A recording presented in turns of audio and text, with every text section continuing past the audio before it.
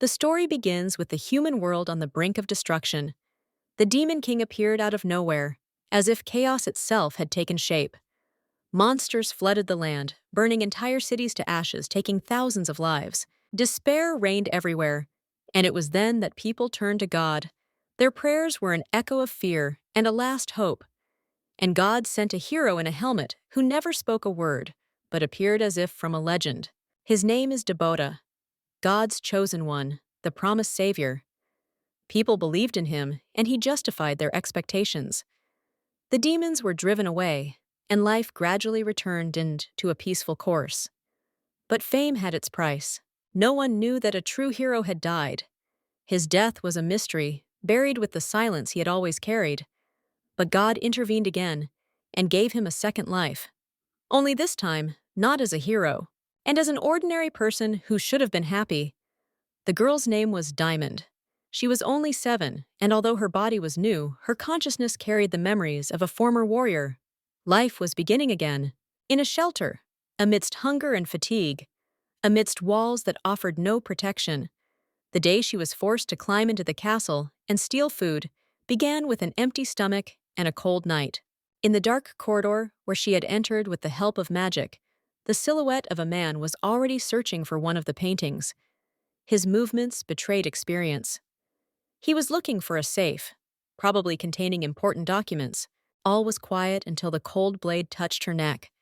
She almost forgot to breathe from the surprise. Her invisibility magic had broken. He had discovered her. The girl knew that escape was the only option. A sharp blow to the groin and a swift run through the darkness. He didn't scream, she remembered it. That night she couldn't sleep. She lay in the shelter bed and thought about fate repeating itself. A new life? God promised her happiness, but instead she woke up in an orphanage again. So it was as terrible as it was then. Yesterday's collision couldn't get out of her head. He was dangerous, and he saw her. The next day, the head of the shelter called her and said that someone wanted to adopt her. She didn't believe it, because the shelter had nothing to do with charity. Here, children were sold to the rich like merchandise. She dreamed of running away when she was a little older. But it seemed she wouldn't have time. A man stood in the shadows. His gaze wasn't empty. There was something more in it, something magical. She felt a wave of a magical field. Yes, it was him, the same one. When he approached and spoke her name, there was no doubt left. She didn't trust him, but she had no choice. She took his hand because she knew that any action was better than inaction. The plan was simple: feign submission, then escape. The magic hadn't yet returned, so repeating yesterday was risky. He picked her up. He was surprised to see how light she was. She mentally turned away from his concern. Isn't that how those with dark intentions mask themselves? The man turned to the manager, asked her to destroy all records about Diamond. But she didn't object. In this place, children quickly disappeared from documents and memory. He thanked her. She just nodded. The girl was silent, watching, believing he was a liar, a fraud. But her instincts as a hero, as she once was, had not yet sounded the alarm. And that was the scariest thing. Diamond remained in her husband's arms, watching every detail. The shadow on his face, his movements, the way he spoke. Thoughts were racing through his head. Everything that was happening seemed unnatural. Children here were too expensive for someone to just buy a girl they didn't know. But this man had done just that. He had seen her magic last night, a magic of invisibility that even the most experienced usually fail to notice. The forest, too, was filled with familiar illusory tracks. This man had dealt with magic before. And that was what kept her on her toes. What was he up to? What was his goal? The silence of the forest was broken when another man appeared among the trees. His gait was leisurely. He was not in a hurry, but he did not hesitate either. He looked at the man from Diamond and smiled. He said something about him arriving earlier than he expected. And then, straight to the girl. A close look, an assessment, a comment that she didn't look surprised, and therefore unusual. But he was wrong. She was surprised. She just never let herself show it. He named her after what turned out to be part of the orphanage system.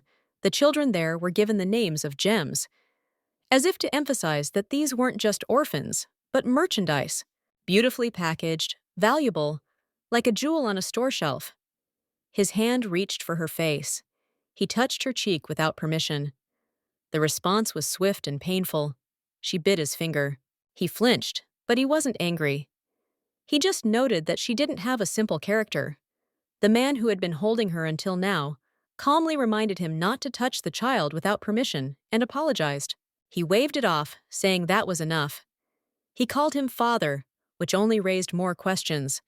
Diamond had time to think that before this man had seemed mysterious, perhaps even dangerous, but now he looked simply incompetent.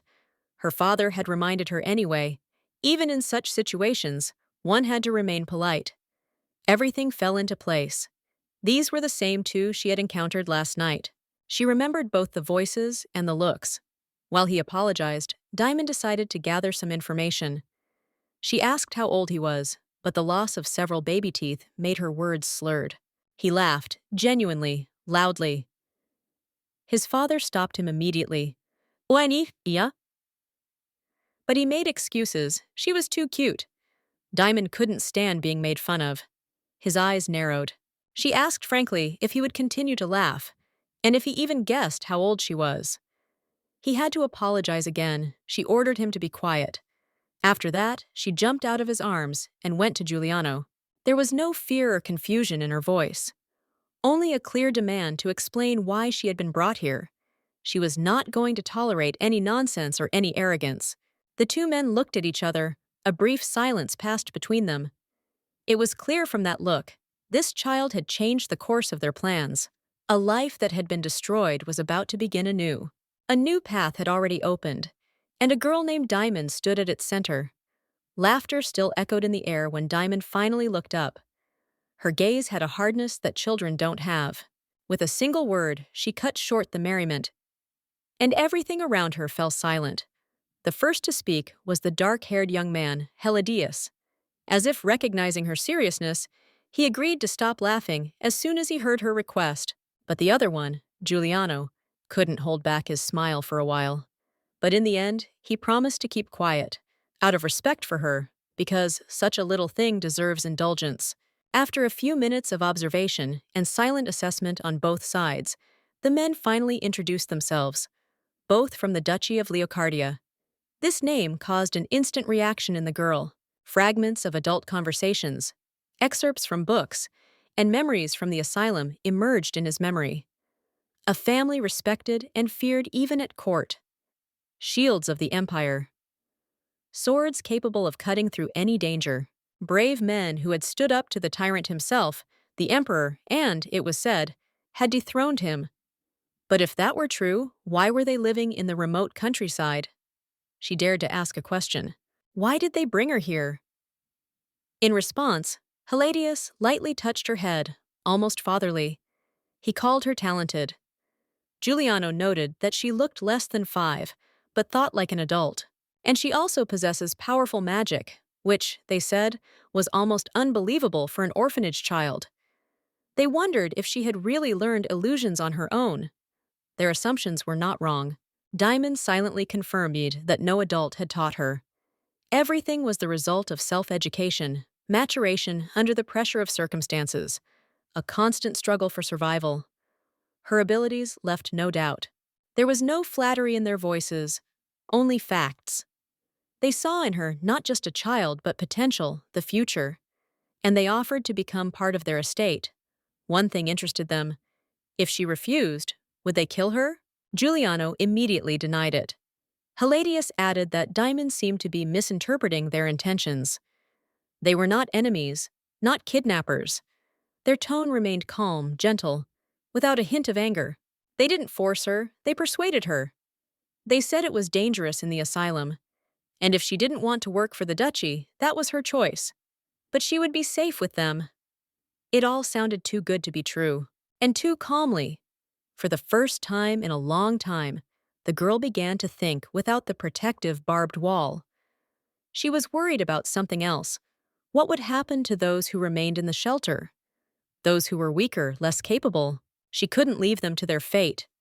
If they promised to take care of the others, then maybe. Heladius didn't hesitate. He said he wasn't going to leave things as they were. Although he admitted that he didn't have all the resources to act at the moment, he promised the children would be taken to other institutions where it would be safer, where an education and a better life would await them. And then Diamond finally smiled. It was as if, for the first time in a long time, she had allowed herself not to think about the consequences. It was a moment when she had lost her vigilance. And Giuliano, with all his characteristic ease, seized the opportunity. He handed her something unusual, a strange little ball, like medicine or poison. She looked at him warily. It felt as if someone wanted to test her. Giuliano was surprised that she had never tried a lollipop. He explained, "It's not medicine or poison, it's just sweets, food that's supposed to melt in your mouth." She took it, but her thoughts were still cautious. It didn't seem like these two were intruders, and they were too open in their intentions to be liars. But that didn't change the main thing. She had made a choice, and now all that remained was to move on. With them. Diamond kept her eyes on the ball Giuliano had handed her. Small, shiny, with a delicate aroma, like candy, but the suspicion remained. She concentrated for a moment, used her magic, and she did not detect any foreign impurities. Only then did the girl carefully put the lollipop in her mouth. The taste was unexpectedly bright. It was better than any fruit she had ever tasted. In her previous life, the war had left her no chance of such luxury. After her rebirth, things weren't much better. No one in the shelter even dreamed of such things. But suddenly the lollipop slipped from her mouth and fell to the ground. Diamond found herself pressing her lips together, trying to suppress her displeasure. A tooth also twitched painfully. Now it wasn't just the pronunciation that was the problem. Even the food wasn't staying in her mouth properly. Without thinking, she reached for the candy to put it back in her mouth. But Giuliano had caught her first. He easily stopped her gesture, expressing his disagreement. His answer was simple. The ground is dirty, and you shouldn't pick up anything that has already touched the dust. Instead, he offered her 2 more new balls. The girl watched him silently, thinking at the same time. In her past life, she had not shunned food from the ground. She did not care about dirt, as long as the food saved her from hunger. And now Giuliano, like a gentleman from another world, suddenly decided to treat her like a child. It was disconcerting. An 18-year-old soul in a small body was not used to such care.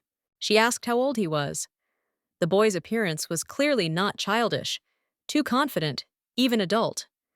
The answer surprised her. 13. Diamond could not contain her inner assessment. He looked at least 20. Giuliano explained that it was a trait of their family. Leocardia's children grew up faster, and appearances were sometimes deceiving. He spoke casually, as if he liked to surprise her. Indeed, much in this world remained incomprehensible to her. Despite her memories of her past life, she began to realize how limited her knowledge was. She was brought out of her thoughts by Hiladius, who called her to dinner. Diamond looked at the 2 young men, and then at the path that opened before her. These people did not give the impression of enemies, although in case of danger, she would be able to escape. And if not, she would have a chance to learn more about the world she had been born into a second time. She followed them silently, making a simple decision to seize the opportunity. Diamond thanked him for the food, carefully putting her spoon down. Giuliano, watching her, couldn't help but smile. His words about stubbornness and good appetite, although they were said in a joking tone, touched on the truth. At first, she wouldn't even let him help her get dressed, firmly stating that she could do it on her own. She believed that even a child needed personal space, and also that she was older than him, although, on the surface, it was the other way around. Giuliano also mentioned his father, who had been delayed, explaining that he had left on a dangerous business. But as it turned out, Hiladius was not a duke, but an earl, and the title of duchess belonged to their mother. Diamond nodded, agreeing to call him Earl. But when Giuliano cautiously suggested that it would be more natural to address him as father and to call him brother, the girl froze. Such closeness seemed unnatural to her. She had grown accustomed to loneliness in her previous life, and despite the warm welcome of this family, she couldn't imagine herself as part of anyone. Giuliano seemed to understand her plight and immediately backed away. He assured her that it was just a suggestion, And when he asked if she could be called Dia, the girl just nodded. It didn't seem dangerous to her, but deep down, she already knew there was something more she had to do. Suddenly, the bracelet on Giuliano's hand lit up. It was clear that Hiladius was moving away. His whereabouts were changing. This did not match what he had said before leaving. Anxiety grew. Diamond immediately suggested that they follow, but Giuliano hesitated. His father asked him to stay, and they were children. She didn't listen. She pulled his hand as if it were an obvious decision. Giuliano protested. But a moment later, he was carrying her on his shoulders, running down the forest path. Halfway through, Diamond asked to stop. She sensed something ahead. 3 strangers. This could be dangerous. She asked Giuliano to stay and went ahead herself. Among the trees, she saw Eladio, tied to a trunk. 3 masked men stood near him. They were discussing something among themselves. One of them suddenly shouted, something about a lurking mage, something about magic. But Diamond didn't hesitate. She rushed to the attack. Her movements were precise. Even in her child's body, she easily handled the trio. The criminals fell. One of them grabbed his groin, getting hit where she always hit first. When the ropes were cut, Hiladius admitted that he wasn't really hurt. He was just pretending. All in order to get a bottle of poison out of the enemy's hands. The liquid in it was so deadly that touching it meant death. Giuliano was indignant. Was it worth the risk? But Hiladius objected. He had no part in the attacker's plight. All eyes turned back to Diamond. She just shrugged, as if it were something normal. Hiladius scolded them both for their disobedience. Giuliano felt guilty, justifying himself by saying that they were just worried. And Diamond, despite her stubbornness, agreed not to do that again. At the mention of the poison, Hiladius raised the bottle and warned, "These are weapons that are not even defined by divine power."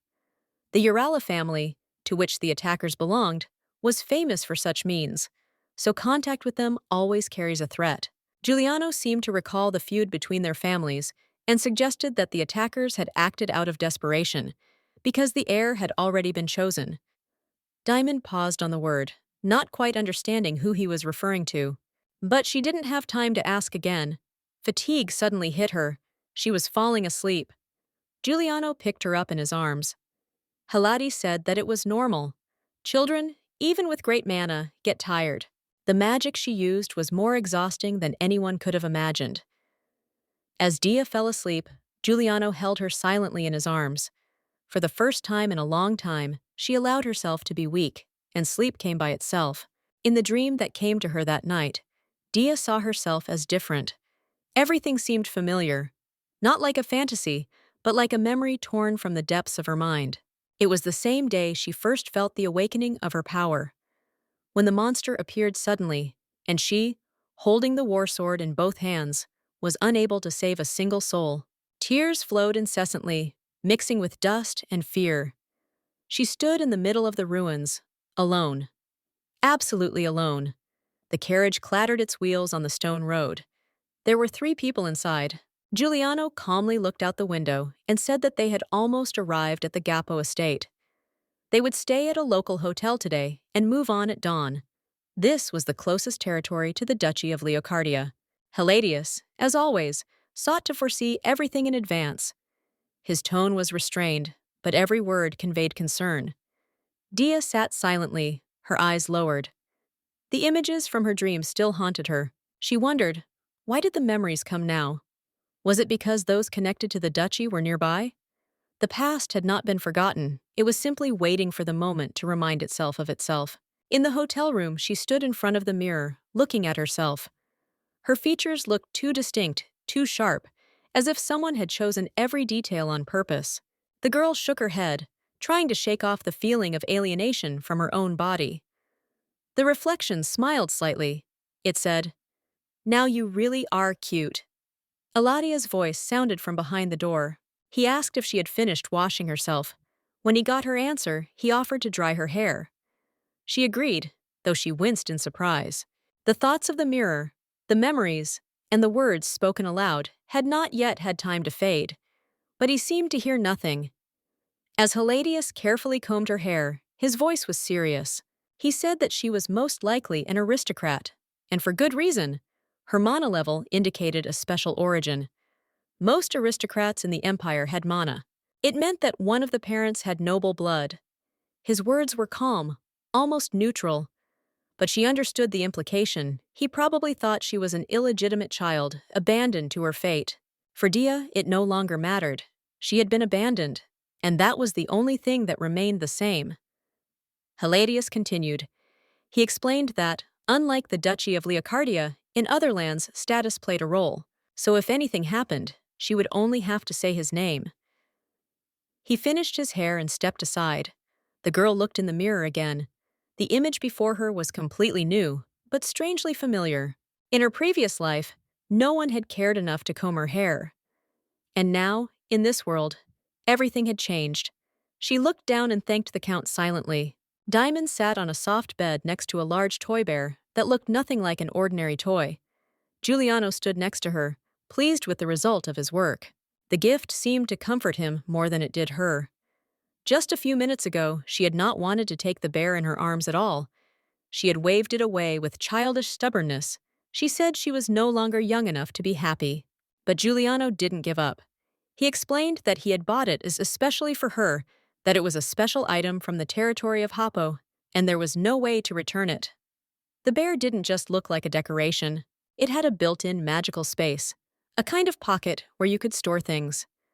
A magical bag in the form of a toy is quite a useful thing, even for such a serious girl. Giuliano added that he had put in a lot of effort to get this particular gift. There was no coercion or showy warmth in his words, rather, a firm desire to comfort her. Diamond, sighing, agreed, and in a moment she realized that she really liked the bear. In the evenings, she listened to Giuliano tell stories. Most of his stories focused on the Duchy of Leocardia. According to him, the duchy was located in the north of the continent, near the Chaos Mountains. It would seem, why build a castle in a place where high-level monsters live? But the man explained that this land was blessed by a goddess. She once gathered all the evil in one place to balance the world, but over time it began to grow and become threatening. Then the goddess appeared in human form, saved the world, and placed a protection on the earth. Diamond listened attentively.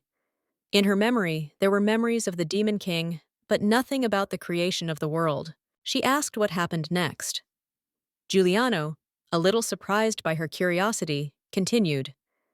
The goddess predicted that one day the evil created by human hands would become too strong, and then a hero would appear to stop it. This hero had already lived, 17 years ago. He was called the Sacred Sword. Dia abruptly got up from her bed. This meant that she had been reborn about 10 years after her death as Debota. 10 years is a long time, and it probably hasn't passed without change. Giuliano didn't understand her sudden reaction, so she quickly explained that she was just thinking. She asked him to tell her more about the hero. She only knew that he had destroyed the Demon King, but she wanted to know more about his path. Giuliano admitted that he knew little. The hero's name was Debota. Few could tell anything definite about him. Even his comrades could not describe his character. He did not speak at all. They say he was mute. So few memories of him remain. Diamond responded to this inwardly, with bitter irony. She knew the truth. Majere had ordered her to be silent, and she was doing his will. It wasn't about congenital muteness, but about a vow. Giuliano, noticing that she was sad, decided to change the subject, and he promised to tell a new story the next day. He asked her to go to bed, hinting that it was no longer easy for him to continue. She understood that his concern was sincere, although a little clumsy. The next morning, Giuliano asked if she had slept well. Diamond said yes, although she was still sleepy. She explained that she was still small, so her body probably needed more sleep. But her thoughts were already far away, on what was left behind and what lay ahead. Dia lay in the carriage, curled up under the blanket, though the window let in only soft, muted light. But sleep would not come. As soon as she heard the name Debota, fragments of the past began to appear before her inner vision. What had seemed buried returned with unexpected clarity. Her previous life was not peaceful and simple. She remembered how the cardinal had taken her away with him When she was still a child after her powers had awakened, she had blindly believed his every word. He seemed trustworthy, and his voice was firm and fair. But later she realized it was fear disguised as trust. The cardinal was using her friends as leverage. They were becoming hostages. From the very beginning, she was told that the strength of a warrior was a gift that required silence. Every word took away a part of that strength. She was forbidden to speak, even to whisper. She believed that silence was a sacrifice for the cause. Over the years, this silence had become instinct. She kept her mouth shut not only for fear of wasting her strength, but also because she was afraid of revealing the cardinal's true nature. Giuliano's voice came. He asked if she was okay, or if the seat in the carriage was not too hard. His words brought her back to reality. She must have looked completely lifeless. She nodded, not wanting to raise any unnecessary questions. To change her mood and distract herself from her memories, she asked for the story that Giuliano had promised her yesterday. He seemed even relieved. He quickly picked up the thread of the conversation and said that it would be something special, something from his past. Giuliano said that he had run away from home as a child. It was not out of anger or resentment. He simply dreamed of becoming a hero. In his imagination, this meant defeating the monsters that lived near the Chaos Mountains and gaining glory. But he did not manage to escape far. His father caught up with him at the very foot of the mountains and returned him home. His courage impressed Dia, but she remembered that a heroic life was not always about victories and smiles. She found it hard to believe that someone could voluntarily seek the fate she herself had once tried to escape. Giuliano admitted that his prank had brought his mother to tears. She had hugged him many times and begged him not to become a hero. Her eyes would fill with anxiety every time he mentioned this desire. The young man never understood why she was so afraid. Listening to him, Dia felt warily something familiar. She couldn't shake the impression that this woman knew more than it seemed at first glance. Her reaction wasn't just a mother's concern. Something about the story made Dea wonder.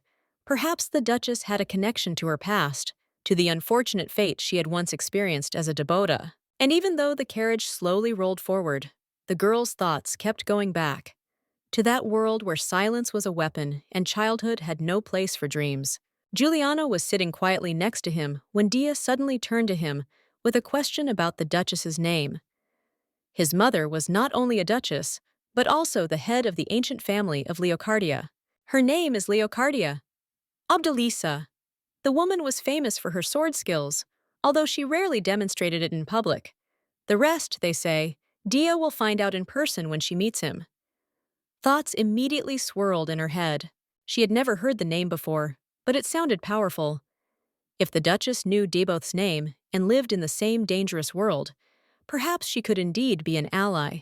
This was important because Dia had decided to live her life differently now, not as a warrior under someone's control, but as a person living for herself. Her first goal was already burning in her heart, to punish the cardinal, the one who had killed not only her in the past, but many innocent people. Giuliano watched her reaction carefully. It seemed to him that she was wary again, although she assured him in words that she was just worried. Will the Duchess like it? Will she be able to establish a relationship with her? Giuliano assured her that his mother was a good person, and such a sweet girl would definitely be able to please her. Dia nodded, but in her heart she was still pondering something else, whether this woman could really become an ally in the war against the cardinal. A sudden jolt shook the carriage. The two looked at each other, and almost simultaneously they expressed surprise at the stop. Halladius came to them. He explained the situation briefly. The third post was attacked by monsters. This news alarmed Dia. After all, the area where the attack took place was outside the goddess's protection. That's why the monsters were able to break through. But she sensed a familiar aura. It was reconnaissance magic, probably of a high level. The Count, without losing his composure, handed her the ring. It was a protective artifact, and he insisted that she wear it. The girl hesitated because the ring looked too big. But as soon as she put it on, it fit her finger perfectly. She immediately knew it was a high-quality magical item and wondered why she had been given it. Dia was fed, clothed, and now she has such an expensive artifact. Maybe they expect her to use force? They tried to dispel the suspicion. Both Giuliano and Hiladius tried to explain. It was not an act of bargaining. She was not valued as a magical resource. This is a gift, so that she feels protected, like any other child. Just like that, without conditions. Because there are people for whom care does not need reasons, the girl thought. Now, as everyone prepared for danger, she felt an inner conflict, but she knew that Hiladius could manage without her. She did not trust the promises that she would not have to fight. And yet these words about her having to learn to value herself made her think more deeply. It sounded new. The carriage stopped again. She looked around warily. Perhaps they had already arrived. The carriage shuddered, and Diamond, without hesitation, lowered herself lower, pressing herself against the seat. She felt that it was not an earthquake. The roof was shaking, which meant that a flying monster was circling above them. She didn't have enough magic yet to rush into battle. She dreamed of a sword, because with it she would be ready for any danger. Giuliano wasted no time. He quickly used magic and lifted Dia out of the carriage. He asked cautiously if she was unharmed. The answer was affirmative, although the girl felt a slight pain. The invisibility magic covered them, giving them a few minutes of peace. It was time to use this advantage. But move on until the harpy used detection magic, Giuliano asked when exactly the monster had descended on them, assuming he could smell them. Harpies did indeed prey on small children. The chance of remaining unnoticed was slim. Dia had been closely watching Giuliano's movements and knew that the monster had not yet found their exact location. They had to hurry and get away. Suddenly, the girl pointed to the sky. The monster, noticing the escape, called for help. Giuliano conspired with her. The enemies were becoming more and more. Dia asked for a sword. The answer was categorical. Even if she was a prodigy, it was too early to entrust a child with a weapon. Giuliano didn't want to think about it now. There was no time for argument. They both knew that fighting monsters with their bare hands was hopeless. Warnings to be quieter didn't help. They were exchanging reproaches for being too loud. Suddenly, a warlike woman with a sword appeared out of nowhere. She dealt with the harpies without hesitation. Tall, with long dark hair and amber eyes, she turned to Giuliano, noticing that he had a child with him. Dia instantly knew it was Lisa. Her heart stopped. She believed that everyone who knew the hero had died long ago, and now she stood before the living Lisa. Giuliano remembered with gratitude the mother, thanks to whom they had survived. He introduced Dia, the same one his father had spoken of. The girl greeted him, a little confused by the titles. Lisa was now a duchess. She felt that few people around Debota were true friends, and Lisa was probably in a dangerous position too. Dea noticed that Lisa's face had become less expressive, as if the weather had changed and the sky had become overcast. She thought that the Duchess must not have liked her greeting. Giuliano, noticing the tension, reminded himself that Lisa was very sensitive, especially when it came to children of that age. A moment of silence fell between them, awkward and weighty. No one was in a hurry to break it. Dia felt like she needed to say something, but she didn't know where to start. Giuliano suggested that they return to the estate with Dia. If Lisa got tired, she could join them. However, the Duchess remained still for a moment, as if gathering her thoughts, and then firmly stated that they would return first, as she needed to make sure the harpies were no longer a threat. There was still a question about Dia, but Lisa put that conversation aside for later. Dia watched her trail, and tears almost welled up in her eyes. She wondered if she had done something wrong. Giuliano reassured her, no, it wasn't her or her behavior. Lisa wasn't the type to react coldly to children's mistakes. The situation was more complicated. Meanwhile, Lisa turned to the leader of the third guard post. She asked if all the harpies had been destroyed. Tant confirmed that there were none left even to investigate. Dia listened attentively, noticing that Lisa had not changed at all. But she treated the children differently, not like before. Tant greeted them, noticing that the girl was not at all afraid of the harpies. Giuliano quietly hinted to Dia to answer, and she, a little surprised, but politely thanked him for saving her. She noticed that Tant was looking at her with a slight sense of humor, perhaps intending to make a joke about the pronunciation. Tant suddenly hugged Dia. He was touched and happy that she was alive and unharmed. Giuliano immediately intervened, warning that the hug might be too strong. Dia said that everything was fine, and Tant explained that children are often afraid of him, so when he saw Dia completely healthy, he simply could not contain his emotions. He then introduced himself as the person in charge of the third guard post of the Duchy of Leocardia and offered to help if needed. Dia immediately asked for help with the broken carriage. Tant agreed without hesitation. The carriage soon arrived, and Giuliano and Dia set off towards it. The boy warned that his father would be arriving soon and advised Dia to get into the carriage first. He warned her not to ask him for a gun again. He was very scared for her. Dia just nodded in response, understanding the seriousness of the situation. Lisa remained alert and attentive, looking at the girl who was now called Dia. She felt something familiar about her, a strange kinship. The third guard post of the Duchy of Leocardia stood guard, and Dia sat nearby, leisurely sipping her drink. The atmosphere was tense, but so far nothing threatened. Giuliano approached and quietly announced that the carriage would arrive soon. Father was already on his way. Dia asked if everything was all right with the Count. Giuliano replied that if anything happened to him, Mother would be very upset. They are, he said, truly hatpril famous. Law's birds. Giuliano quickly added that the Duchess was in a state of confusion at the moment, because the events that had occurred earlier had affected her very much. Dia insisted on telling them exactly what had happened. Giuliano decided to begin his story by explaining that it was not just about family, but about family in the broadest sense. He named its 5 members. Mother, the head of the family; father, the Count, herself with her twin sister, and a younger sister who died in childhood. 7 years have passed since then. If she had lived, she would have been a year or 2 older than Dia. The girl silently thought about her age. She was also 7, but she looked younger because of her poor health. Giuliano explained that because of this loss of a mother, it was especially painful to see children her age. He asked to give Lisa time.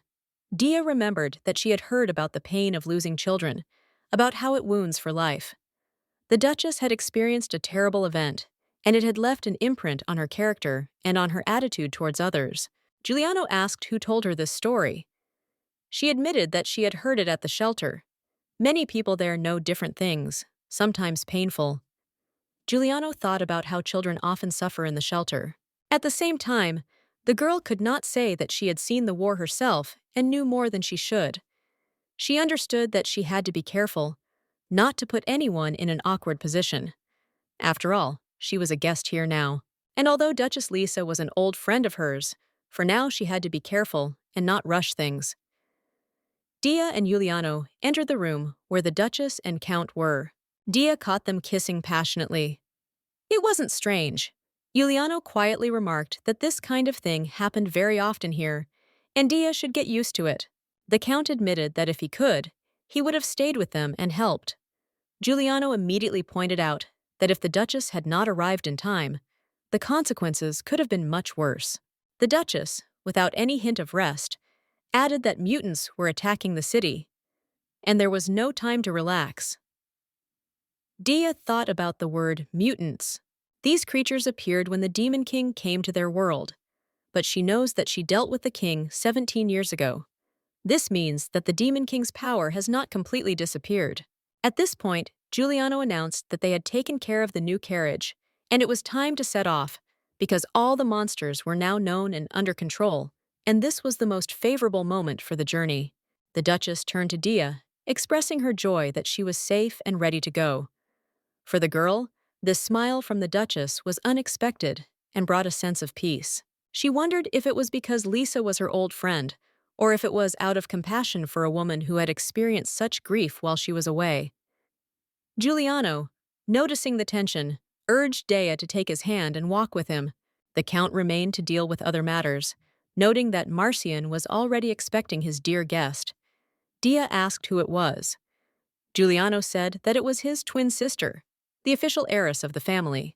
The girl asked if a woman could inherit the title of the ducal family, to which Giuliano replied that the strongest magician gets the right, and Marcian was indeed the best at magic, and he was forced to admit it. Her magical power and appearance reveal the characteristic features of her lineage, her hair and eye color. He advised Dia to be more careful with her sister, as she can be abrupt and unpredictable. This aroused even greater curiosity. Finally, they reached the estate.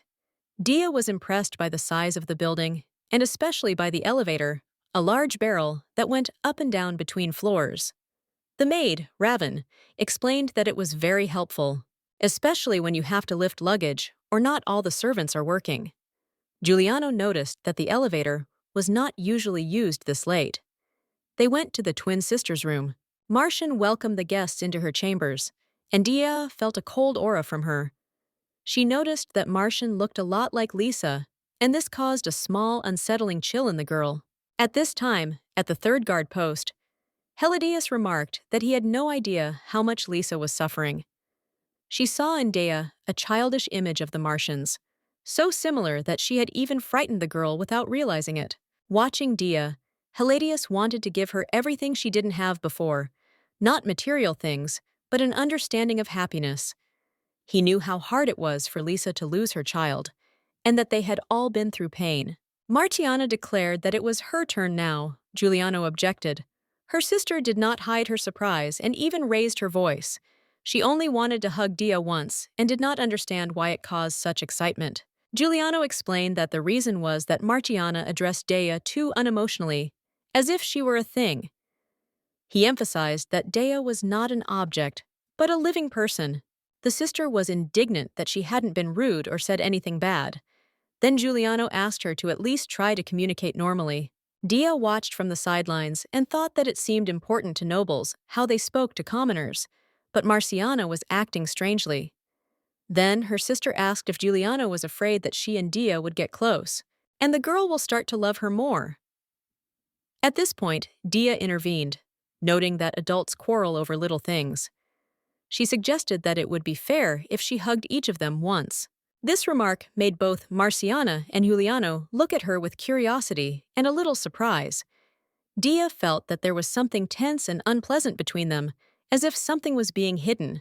Later, Dia was taking a bath, and the maid noticed that as soon as they arrived, a fight started. Dia must have really liked them. Dia thought that was why the problems started. After the bath, the game began. Giuliano rode Dia on his back, asking if she was having fun.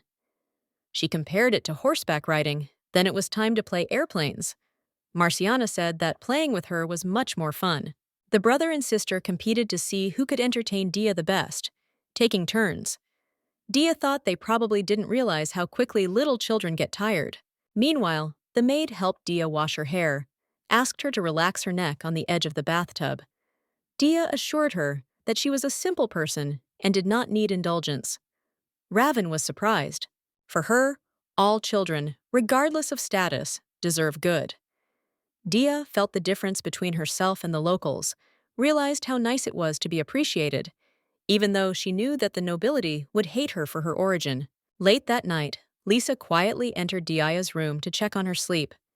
She gently touched the girl's face, and Dia felt the touch as she woke up. The Duchess apologized for waking her. Dia noticed Lisa's wet eyes and thought that she must have been crying. She tried to comfort the Duchess, saying that she shouldn't cry. Lisa froze for a moment, then smiled and replied that she wouldn't. All the members of the family of the Duchy of Leocardia gathered around a large table, generously laid with a variety of dishes. Dia could not believe that she would have to try everything, from appetizers to desserts. Giuliano was glad she liked it, and encouraged her not to be shy about eating as much as she wanted. Marciana also supported her, adding that she shouldn't suppress her appetite.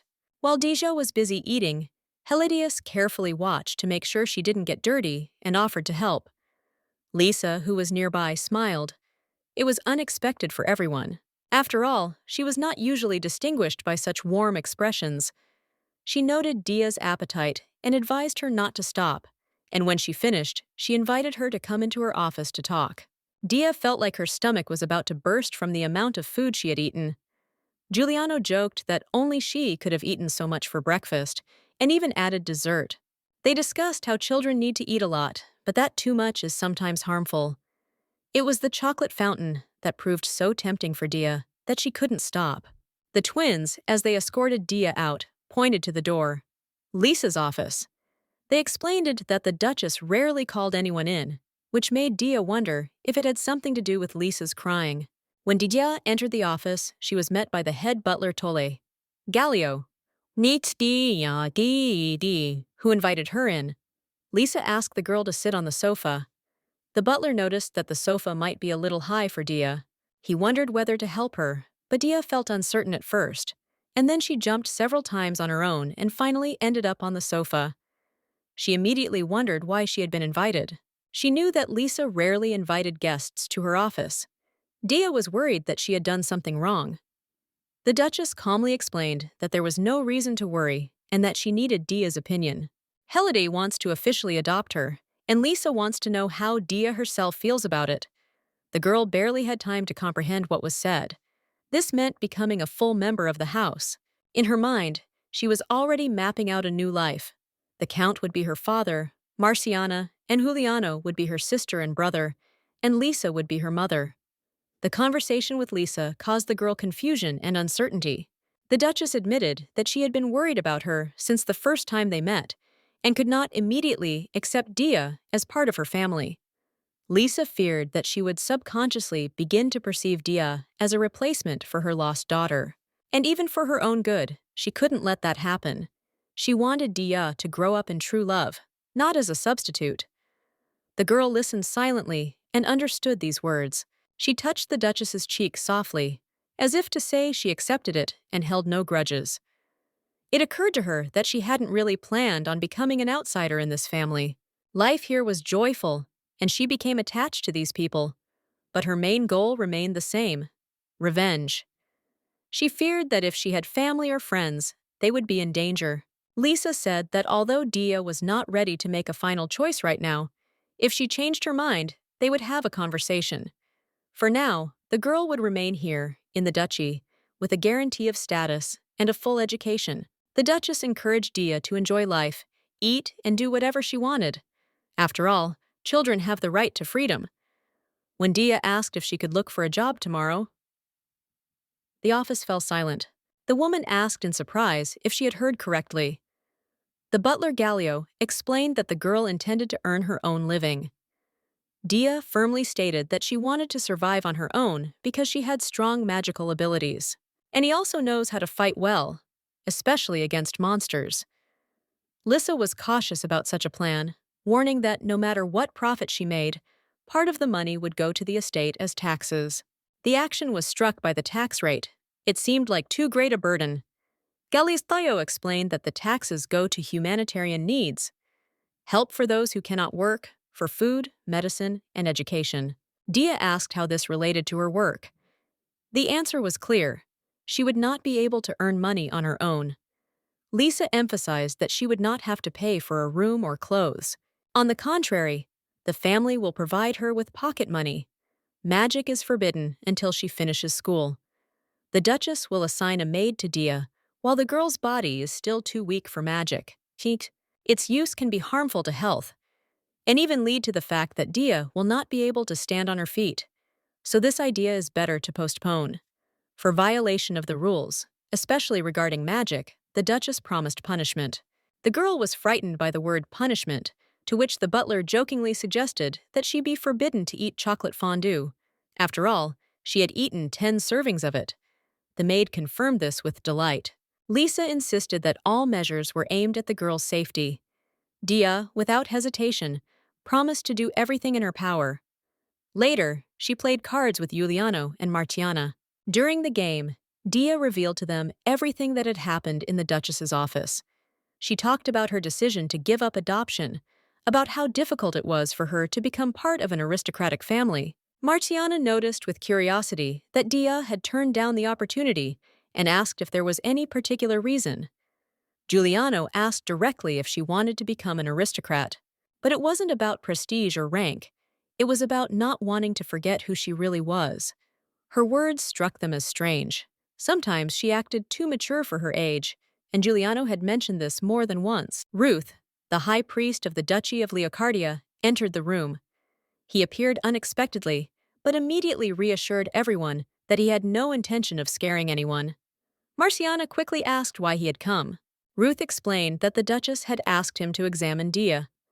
Although the girl herself insisted that she was fine, the law was the law, and he had to follow it.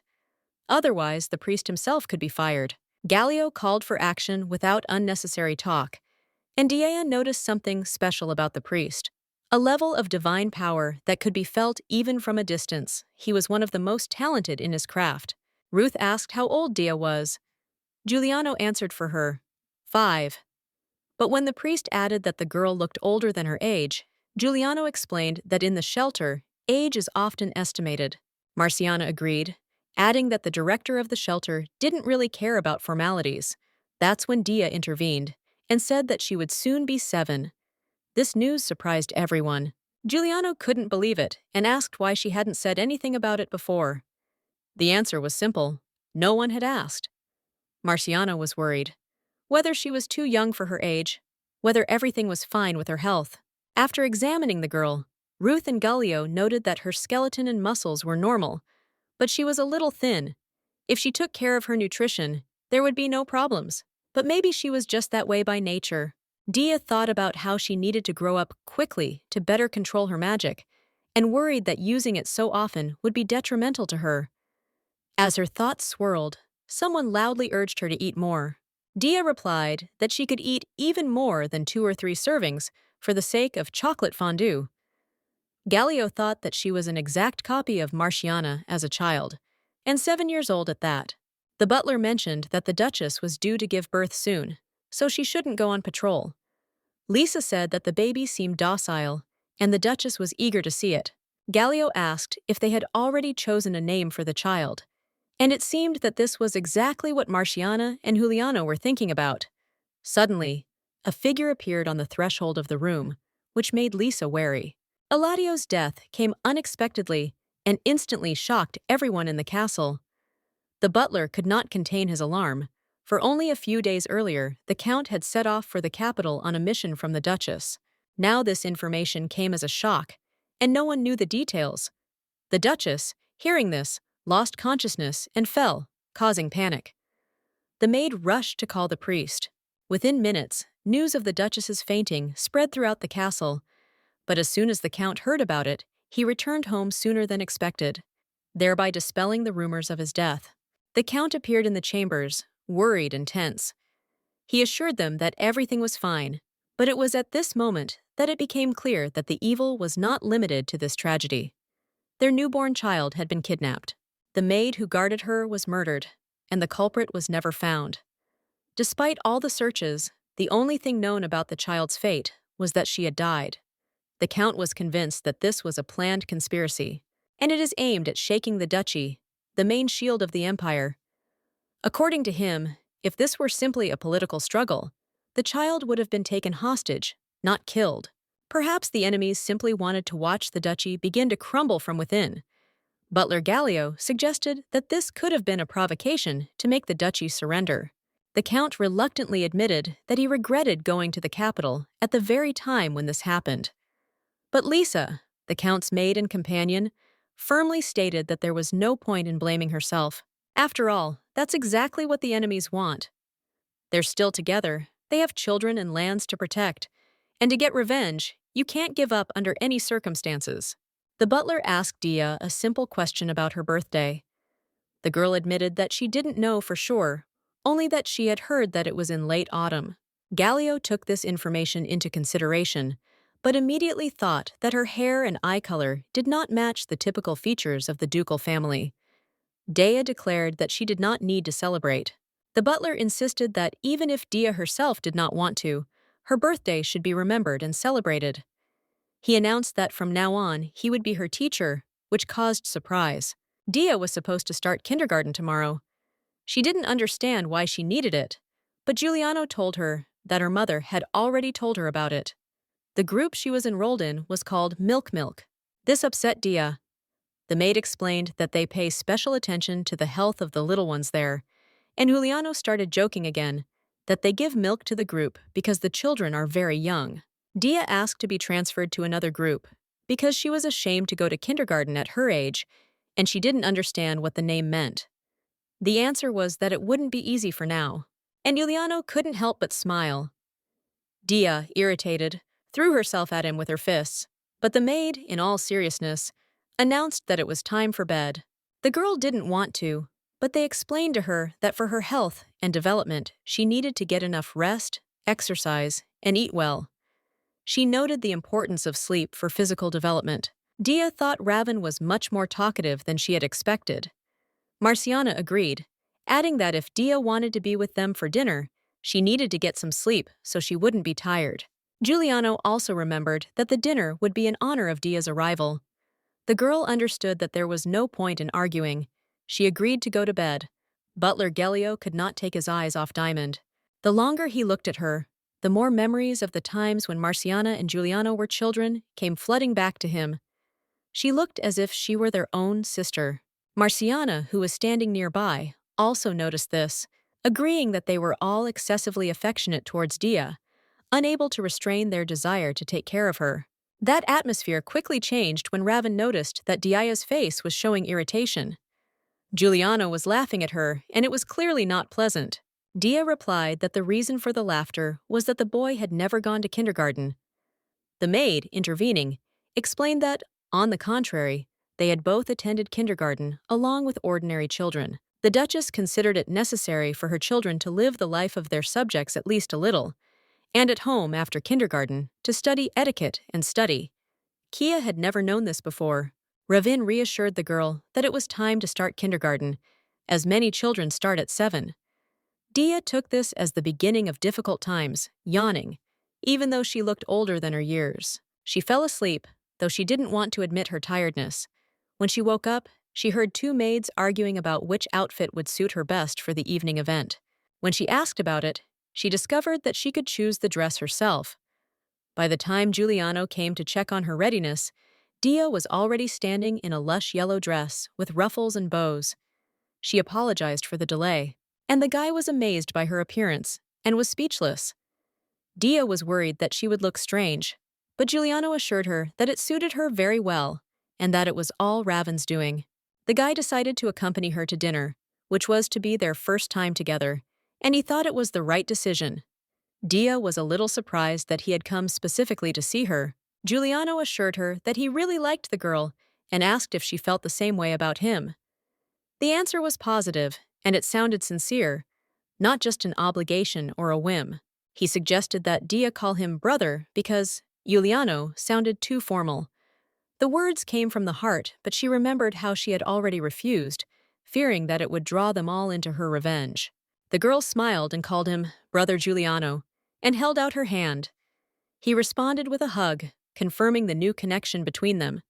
Giuliano led Dia into the banquet hall, where he immediately attracted the attention of the girls. Dia noticed that her Reborn was quite popular. The blonde girl thought about this moment and listened to the conversation of 2 friends, who recognized Dia as the one about whom the rumors were circulating. The other ladies compared her to little Marciana, noting the girl's ordinary hair and eye color. Dia, however, remained alone with her thoughts, marveling at how unusual the aristocratic world was. The Count and Duchess looked truly elegant, their manners and bearing impeccable. Lisa, the Duchess, politely thanked the guests for their visit, and the entire hall was filled with a light formality. Dia watched intently as the guests paid attention to each family member, but almost ignored her. This made the girl a little upset, although she tried not to show her disappointment.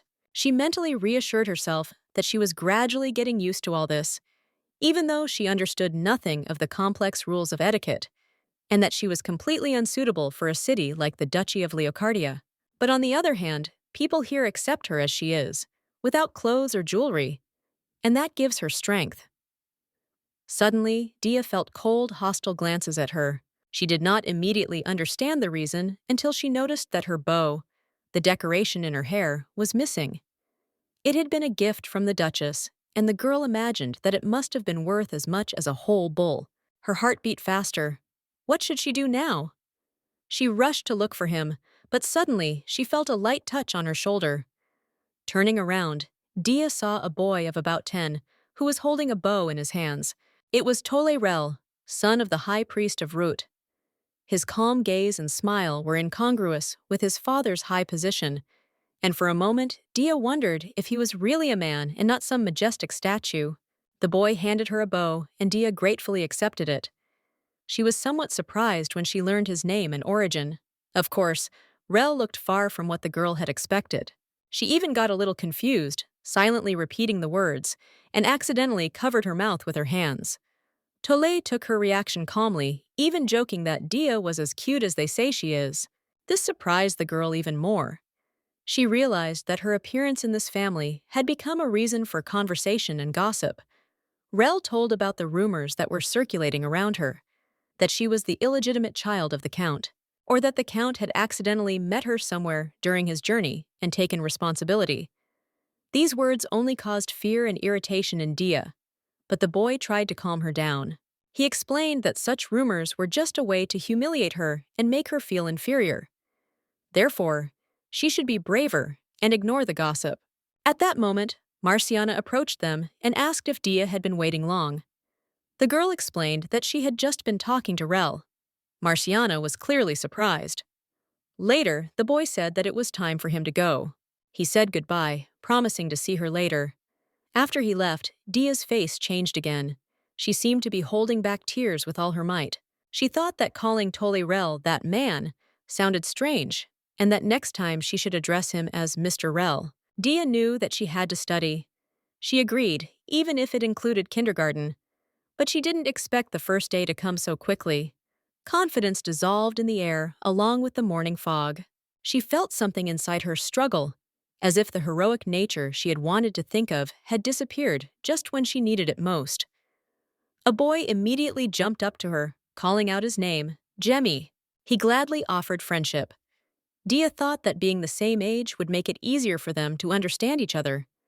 However, his question about her height caught her off guard.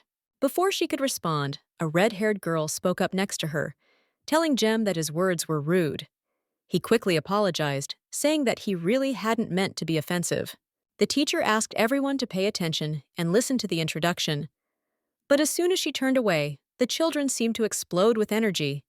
One asked when lunch would be ready. Another ran around and scattered toys. Some had already started to quarrel and break other people's structures. Others were pushing, insulting, and making noise.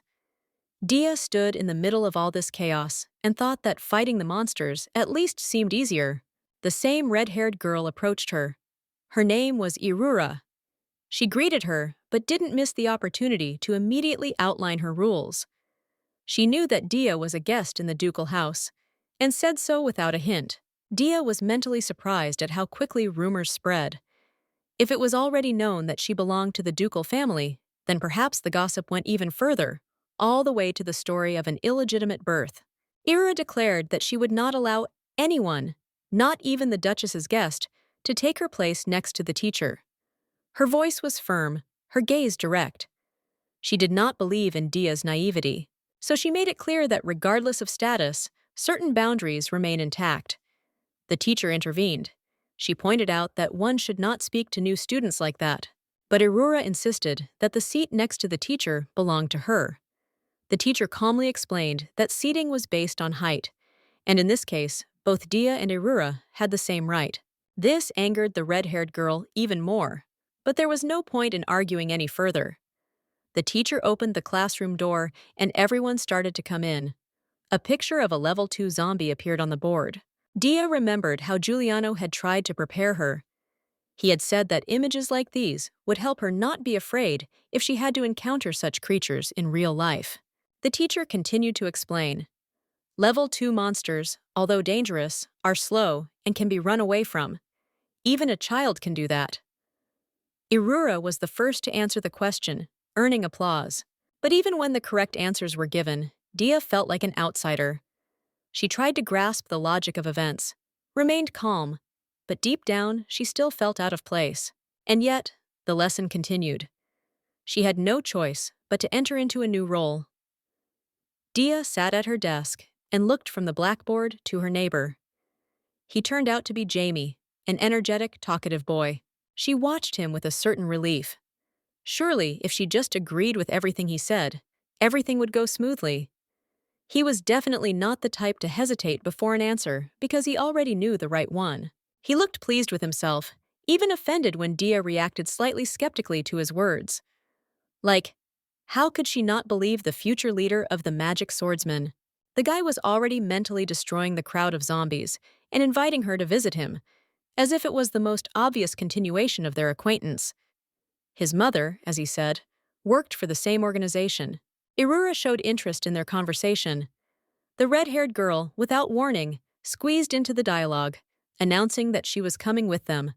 The proposal to meet today was supported by both Jamie and Irura. Dia only blinked in surprise. It was all happening too fast. She tried to stop the flow of events by hinting that showing up uninvited might be inappropriate. But Jem said that Mom was happy to have guests. That word, friends, rang too loudly in her head. They had just met. She tried to refuse, to think of things to do tomorrow, but Irura and Jem raised their hands in unison, as if everything was settled. She exhaled, slightly confused. The thought flashed through her mind that it would be easier to fight the Demon King than to endure a few more hours of such childish enthusiasm. Halladius approached her. His presence was reassuring. He looked at her carefully, asked why she looked exhausted. She couldn't help but sigh. 7-year-olds, in her opinion, were chaotic and exhausting. She looked at them and was already getting tired. The Count smiled calmly, thinking that Dia seemed to have forgotten her age. He admitted that she was a little older than her peers, but urged her to try to see something more in this day. Quarrels, reconciliations, acquaintances, all of this will someday become memories that will warm the heart. He spoke of friendship as if it could change everything. And Dia, after a moment's thought, agreed. If the Count says so, then perhaps it makes sense. But with friends, things weren't so simple. The girl admitted it, and Halladius advised her to discuss the situation with the Duchess. Perhaps talking to Lisa would help. Dia mentally decided she would try to enjoy this new normal life. Ruth met her in the Duchess's office. The priest, it turned out, had something to do with her. Lisa, as usual, asked how her first day had gone. Dia waved her hand wearily. She had only enough strength to say, "Children are children." It was difficult to even talk about it. Ruth, smiling, asked about new friends. Dia confessed. A boy invited her to his house, but she wasn't sure if she had done the right thing by agreeing. She remembered the boy's name only now, Jemmy. He had made the decision for her, not even letting her refuse. Ruth's reaction stunned her. He said that Jamie was his son. Dia's eyes widened. She hadn't expected to go to the priest's house. They were completely different, and the feeling that she had been through something like this before made her a little uneasy. If she really came to Jem's, it was quite possible that she would meet that strange boy from the past again. Dia sat in a carriage that was slowly rolling through the streets of the city, holding a box with a gift. She tried to stay calm, but the nervous pressure of her first visit was starting to show. Raven reassured her along the way, reminding her that the gift was ready and everything would be fine. But it didn't help. Thoughts were spinning in Dia's head, one after another. When she finally stepped into the courtyard, Irura rushed towards her with a smile. She immediately voiced a compliment without any tension. Then she asked if the butler had picked out Dia's modest but neat outfit. The girl just nodded, feeling the impression of the estate slowly absorbing all other thoughts. The building was luxurious, but that wasn't what drew attention. Every servant who passed by looked physically hardened, as if no less experienced than those she had seen in the arena. Her involuntary thoughts were interrupted by Irura, who took Dia by the hand and pulled her along. They hurried to the room, where Jem was already impatiently waiting to show off his trophies. He barely restrained himself from immediately rushing forward. And according to Irura, he had long dreamed of showing off the items he had collected. Dia asked if he should say hello to his parents first, but Jem didn't hear her. He had already jumped up and rushed down the corridor. The butler, who happened to be on the way, made a reserved remark. But the boy only slowed down in front of the door with the bronze handle. He solemnly opened it and warned that there were many scary things inside. So scary that the faint-hearted might get scared and cry. The room turned out to be not just a room, but rather a small hall, where horns, bones, claws, and other parts of trophies hung on the walls. Irura shuddered. It was her first time. Jem reassured her that there would be nothing like this from now on, only sculptures. And indeed, around the corner, appeared a gallery of stone statues. One of them turned out to be the creation of Irura's father. The girl proudly confirmed this, and Jemmy added that her father was a renowned craftsman who created sculptures using magic. Dia's gaze lingered on a massive claw, clearly belonging to a great wyvern. She immediately remembered that it was a ninth-level monster, and only a hero could defeat it. To her surprise, the girl learned that this beast had been caught by Jem's mother, along with the Duchess of Leocardia.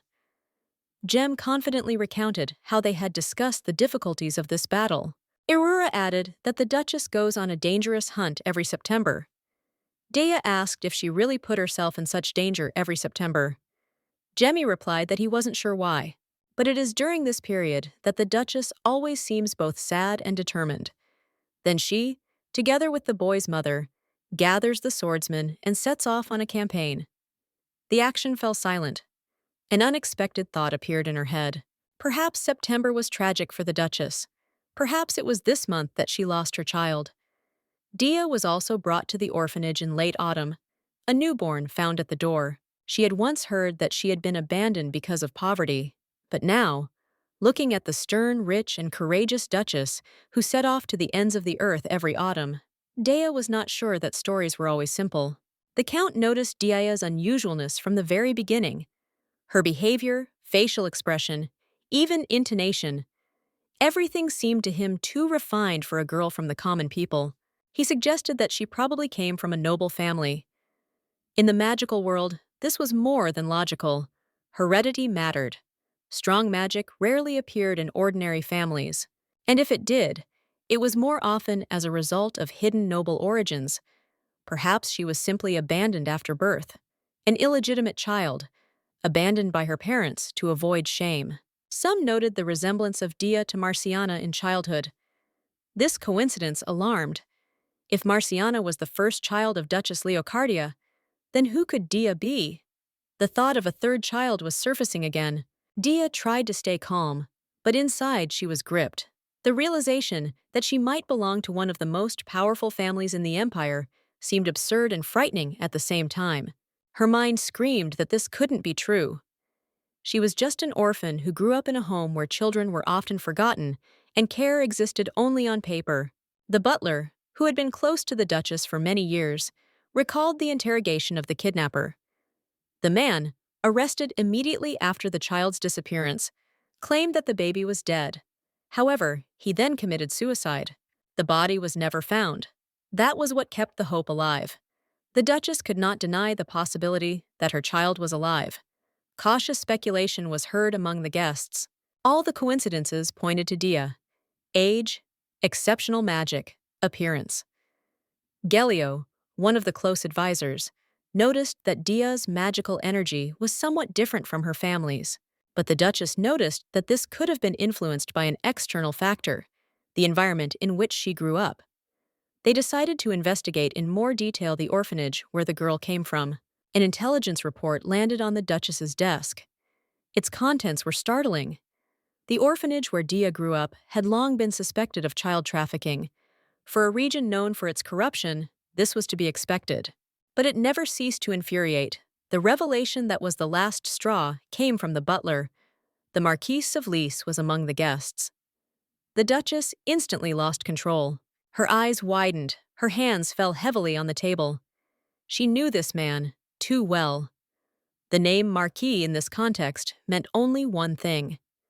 The involvement was deeper than anyone could have imagined. Marquis Lys was a man not spoken of without a shade of disgust. His fame reached far beyond his native lands, causing concern even in Leocardia. Ambition, fueled by a relentless thirst for power, made him a dangerous player on the empire's chessboard. But most disturbing was his close collaboration with the Urale family, the second ducal house. Their essence was dark magic, poisons and inhuman experiments, and the goal was not protection, but absolute superiority through fear and force. For Lissa, the Marquis' alliance with the Urals was tantamount to an open challenge. After the news of their presence in the shelter, which turned out to be a hotbed of child trafficking, her doubts were dispelled. Now she just waited for confirmation. If the evidence really existed, she would find it. Meanwhile, in a cozy room with tall windows, Dia sat among her friends, trying to hide her excitement. Her cheeks were flushed. Her heart was beating an alarming rhythm. She tried to blame it all on the heat, but the air was cool. It wasn't the weather or the gift she was holding that was causing her condition. He stood before her, Jemmy, her brother, and not alone. With him had come Mr. Tellurel. He was a familiar figure from a world that seemed long gone. The ducal inspector, known for his busyness, would have had little business here in this provincial place. But today, he was here. The girl Irura, noticing her friend's confusion, couldn't help but remark. Dia replied uncertainly, trying to gather herself. She knew who Mr. Rel was, although she tried to pretend. Tello answered calmly, with the same gentle smile, and mentioned that he simply wanted to meet Jem's friends. Dea thanked him for the invitation, and the inspector, in turn, called her by name. This caused a new wave of blushing. Rel wished her to be a good friend to Jem. These words made Dia's heart beat faster again, and she mentally scolded herself. A reminder of her lessons with Mr. Gallio brought her back to reality. The maid, Raven, who always followed the routine, was waiting patiently by the door. Dia said goodbye to everyone without whims, almost like an adult. Raven couldn't help but notice this. Other children of that age rarely showed such restraint. Tellurel, in the end, said a few words about the hope of the next meeting. Dia nodded faintly in response, and in her chest, restlessness arose again. The day was full of impressions, but most importantly, it gave her a new meaning, and, perhaps, opened the way to the answers she had been unable to find for so long. Gallio raised his eyebrows in disbelief when he heard that Dia had simply gone home without asking to cancel the class. Even though it was his time, such an act surprised him. However, the girl responded with restraint, with dignity. He said he couldn't afford to ignore the efforts of another. Such behavior only emphasized her unusual maturity, and the man couldn't help but smile, inviting them to begin a history lesson. Dia sat with an even posture. Her face seemed calm, but inside a storm was raging. Her heart had been pounding ever since she left the courtyard. She tried to concentrate, but the memories kept surfacing. Jem, Mr. Rel, the carefree voices of the children. She was a little ashamed of how easily these moments had made her forget her purpose. She had come here to get revenge, to bide her time, but the feeling of happiness that had awakened in her lately was real, and it was frightening. It seemed as if life itself, or some higher power, was urging her to stay here, to live at least a part of the real childhood she never had. She had another goal. Until Majora was defeated, there would be no peace and there could be no question of happiness.